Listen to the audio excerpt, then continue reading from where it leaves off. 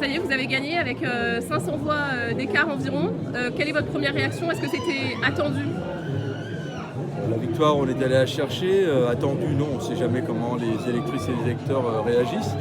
Ce qui est sûr, c'est que bon, elle est nette, et ça c'est bien, ça évitera de faire une troisième élection. On est un peu fatigué. Et elle porte un message fort à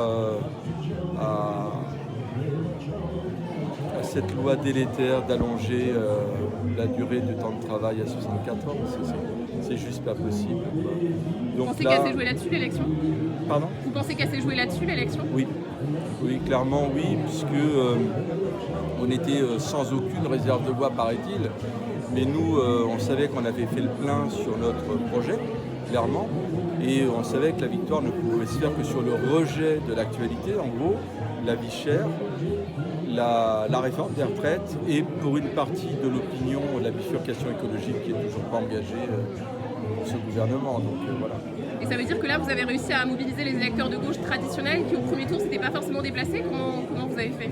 Il va falloir faire une étude un petit peu plus poussée, mais non, je pense qu'il y a des gens qui ont... Ceux du premier tour sont revenus, ils ont voté pour nous. Mais il y a des gens qui se sont soit pas déplacés, j'ai demandé dans les bureaux de vote, il y avait des gens qui ne sont pas venus. Donc certainement qu'ils avaient voté pour un des autres 6 candidats que ceux en finale. Et il y a d'autres gens qui sont venus. Ouais. Je pense que c'est ceux-là qui nous ont apporté la victoire. Ouais. Alors qu'est-ce que ça vous fait aujourd'hui d'être élu député? Votre vie va changer rapidement? Je pense que je ne réalise pas tant que je ne serai pas là-bas. Ouais. Mardi, je serai avec vous dans la rue, pas avec vous, avec les camarades dans la rue Angoulême, parce qu'il n'y a pas de train. Demain, il faut que je règle le problème administratif, parce que je vais plus être prof. Donc, je sais là, vous pas. êtes toujours en poste, vous n'êtes pas retraité? Oui, j'avais pris un mois sans solde, et puis maintenant, il va falloir que je règle mon problème administratif. Normalement, c'est un détachement, je pense. Enfin, je ne connais pas tout ça. Et vous étiez dans quel lycée? Le LISA, D'accord. lycée de l'image et du son d'Angoulême. Un petit peu de publicité. Est-ce que vous avez eu des coups de fil de Jean-Luc Mélenchon ou Manuel Bompard? Manuel Bompard, oui, bien sûr. Jean-Luc Mélenchon, je n'ai pas regardé. Je n'ai pas son numéro, donc je ne sais pas. Ça va changer?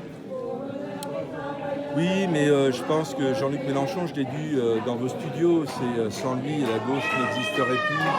Et il a porté vraiment, il a remis la gauche à gauche. Et c'est dommage effectivement que les gens n'aient pas réalisé tout son travail. Et ben nous, on est assez contents de prendre, je dirais, tout cet héritage et de le porter à notre tour. Donc c'est génial. C'est une étape, mais j'imagine que le combat va continuer dès demain et après-demain à l'Assemblée. Oui, dès mercredi, on va dire, parce que avec les trains qui ne marcheront pas, ça va être compliqué. Voilà. D'accord. Il va falloir que vous constituiez aussi une équipe autour de vous. Est-ce que c'est des choses auxquelles vous aviez déjà pensé? Non. Il y a des gens qui se sont révélés depuis 5 ans et demi qu'on travaille ensemble. Donc je vais me poser cette nuit. Je vais appeler certainement Manuel Bompard pour savoir comment ça se passe à l'Assemblée. Et à partir de ce moment-là, j'irai vers des gens qui veulent faire un bout de chemin dans un autre domaine qui est être attaché parlementaire ou des choses comme ça. On a besoin d'amener toutes ces compétences qu'on n'a pas sur le territoire de la Charente. C'est quand même une élection majeure pour nous. On avait appris à faire campagne, clairement, pendant les municipales, les départementales, la présidentielle, la première législative. On avait appris à faire campagne. On sait faire campagne. Maintenant, on doit apprendre à transmettre tout ce savoir qu'on va emmagasiner aux camarades qui sont ici localement pour les tirer vers le haut. Et vous êtes parti d'un tout petit groupe de militants, c'est ce que vous disiez tout à l'heure? Ouais. Pour être combien aujourd'hui? À peu près 150.